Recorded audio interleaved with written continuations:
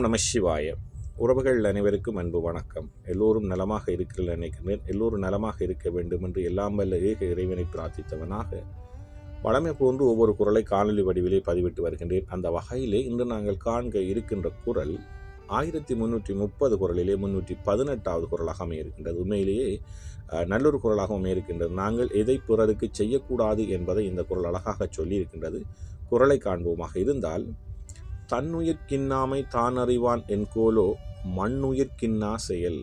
தன்னுயிர்க்கின்னாமை தானறிவான் N'Golo மண்ணுயிர்க் இன்னா செயல் என்பதாக அமைந்திருக்கிறது. இதற்கு அழகான 3 உரைகள் அமைய பெற்றிருக்கிறது. அதில் நாங்கள் முதலாவது உரையை பார்ப்போமாக இருந்தால், தன்னுயிருக்கு துன்பமானவை இவை என்று உணர்ந்தவன் அத்துன்பத்தை மற்ற உயிருக்கு செய்தல் என்ன காரணத்தாலோ.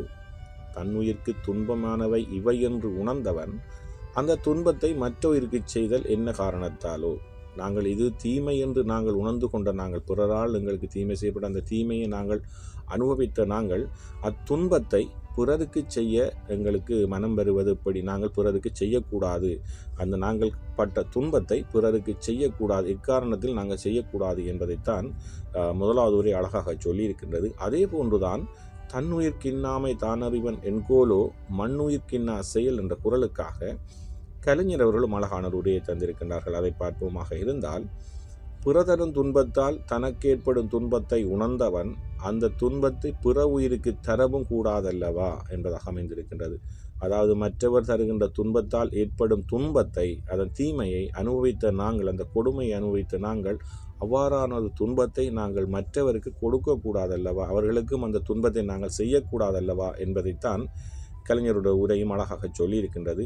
அதே போன்றுதான் தன்னுயிர்க்கின்னாமை தானறிவான் என்கோலோ மண்ணுயிர்க்கின்னா செயல் என்ற குறளுக்காக சாலமன் பாப்பை அவர்களும் அழகான ஒரு உரையை தந்திருக்கின்றார்கள். அதையும் பார்ப்போமாக இருந்தால், அடுத்தவர் செய்த தீமை தனக்கு துன்பத்தை அனுபவித்து அறிந்தவன், அடுத்த செய்த தீமையால் தனக்கு துன்பமானதை துன்பத்தை அனுபவித்து அறிந்தவன் அடுத்த உயிருக்கு தீமை செய்ய எண்ணுவது என்ன காரணத்தாலோ என்பதாக அமைந்திருக்கின்றது.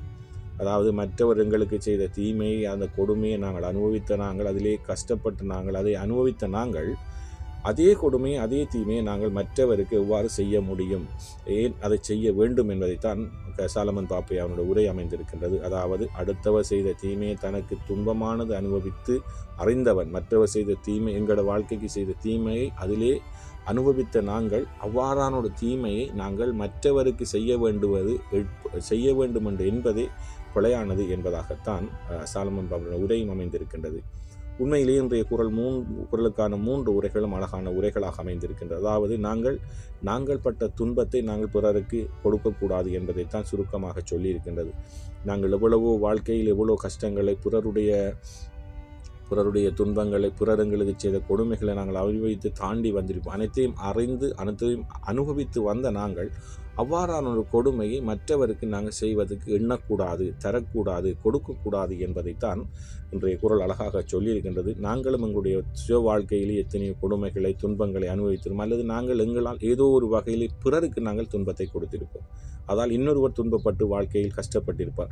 இனிமேலாவது நாங்கள் எங்களுடைய வாழ்க்கையிலே நல்லதை செய்ய வேண்டும், நல்லதை நினைக்க வேண்டும். நாங்கள் பட்ட துன்பத்தை நாங்கள் பிறருக்கு கொடுக்காதவர்களாக எங்களுடைய வாழ்க்கையை நடத்தி செல்ல வேண்டும் என்பதுதான் இந்த குறள் அழகாக சொல்லியிருக்கின்றது. நல்லொரு குறளாக அமைந்திருக்கின்றது.